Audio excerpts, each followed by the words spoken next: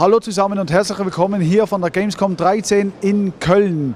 Bei mir sitzt Lars von DICE, das ist das Entwicklerstudio von Battlefield 4. Hello. Hello Lars, how are you? I'm fine, thank you. How are you?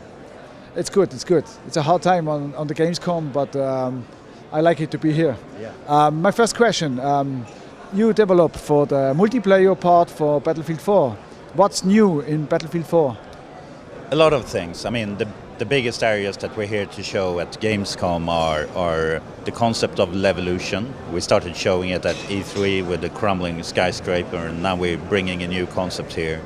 We're showing something we call amphibious assault with the new dynamic water. So for the first time in a first-person shooter, you will be able to fight raging seas with 64 players, 60 frames per second online.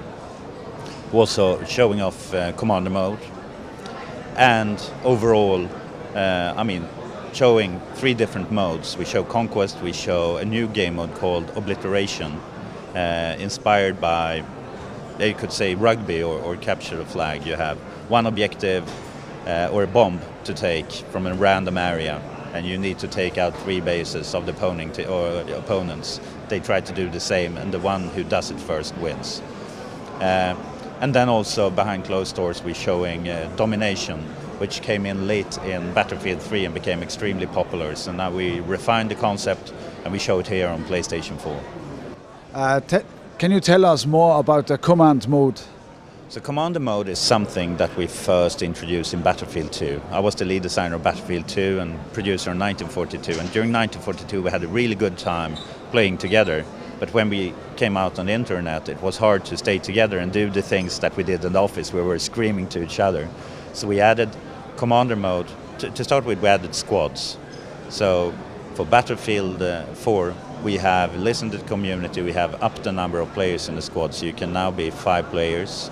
We also added a system called field upgrades, which means that each and every player in the squad can select a field upgrade career, which gives you 4 different unlocks. And as a squad play together, you will progress and start unlocking these unlocks. So they are session-based, but it means that the better you work as a squad, the more things you have. But if you're not careful, you're all in a helicopter and get shot down, and squad is wiped, then you go down a step. So it's all about working together. And then in order to organize these squads, we have Commander mode. And also again, community wanted to bring back Commander. We also changed now so that the commanders aren't on the battlefield. So now you can play 64 players plus 2 commanders. So they are situated with an overview of the battlefield. They have extra intelligence, they have extra assets based on how their team performed to help their team to win. That's really, really great information. I like this new mode. It's not really a new mode. You have this mode for Battlefield 2 or... Conquest and Rush, for example, have been around for a very long time. Conquest is since the very first Battlefield game. Rush came in with the Bad Company series. We have Squad Deathmatch, but 2 of the new modes are Obliteration, as we show here, and also a smaller mode called Diffuse, which is much more competitive focused. You get 1 life, you go at it, and the best team wins. So in combination with our new spectator mode, we hope that we're also giving something for those who want to play Battlefield in a more competitive way.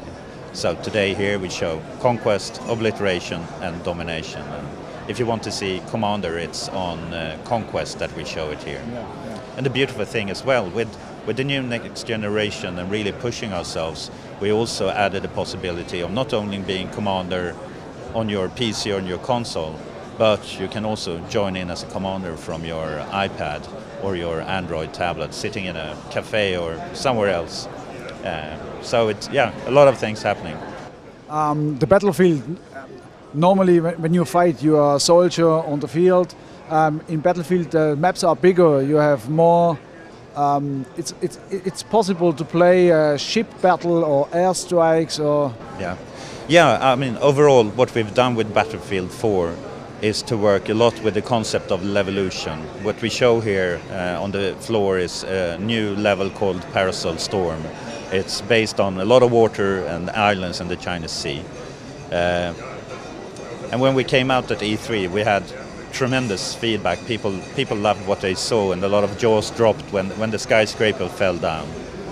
So the concept of levolution is really that we add so many more interactive parts of the battlefield. That can be open, closing doors. It can be taking out electricity so you can move in with your IR sight. Car alarms that beep, and a lot of things. I mean, we've shown here in the Levolution trailer a simple thing like being able to close a door.